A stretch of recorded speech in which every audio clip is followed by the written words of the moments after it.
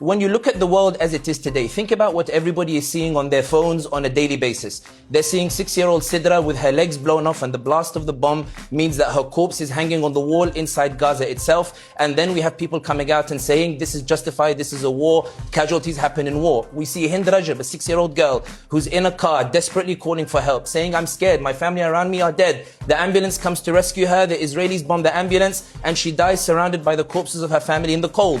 You see Reem, a 5-year-old girl, being hugged by her grandfather, Ruh al-Ruh, the soul of my soul, and everybody is looking at these images one by one, and the destruction, and Shifa Hospital, where a certain ex-IDF spokesman goes in and makes up a video and tries to show that there is some sort of terrorism that is taking place and the like, that somehow justifies what's happening to the Palestinians themselves. And the reality is that, Piers, this does create, I didn't interrupt you. If you could give me some time just to speak, I've been waiting for a while to speak, my dear friend. You will have the ability to talk. You will have the right to talk. But if I could just finish. Piers, the image... Jonathan, let him finish. Let him finish, please. Piers, if you allow. Yeah, but he's lying. The images... Okay, you can respond in a moment. Let him finish. Piers, if you don't mind, just 1 second. Jonathan, you will have time to speak, and you've been here many more times than I have.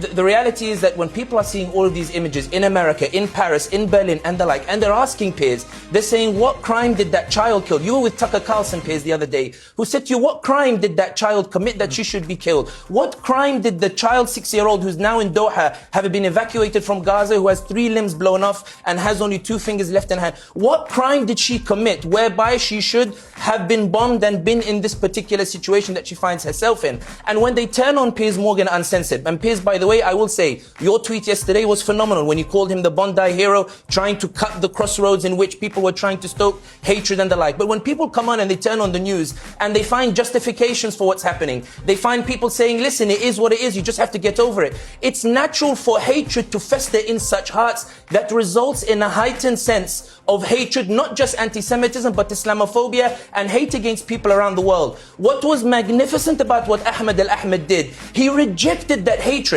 He rejected that hatred that festered in people's hearts. He said, this is not the world I want to be part of. This is not the world as it should be. I believe in a better world, even if it is these wretched individuals who claim to be Muslim, who are shooting Jews who are innocently celebrating their Hanukkah. I reject a world where this is Muslim versus Jew. I believe in a world where there is genuine humanity, and now that is the video that's going viral. That's the video, Piers, that you spread. That's what you called him, the Bondi hero. He's given hope where the Israelis and the extremists on all religions were decimating that hope. When we see those images of those 80% of Gaza destroyed, Piers, and you're seeing it on the images, and the UN resolutions keep getting vetoed. The ICC says arrest the war criminals, and we receive news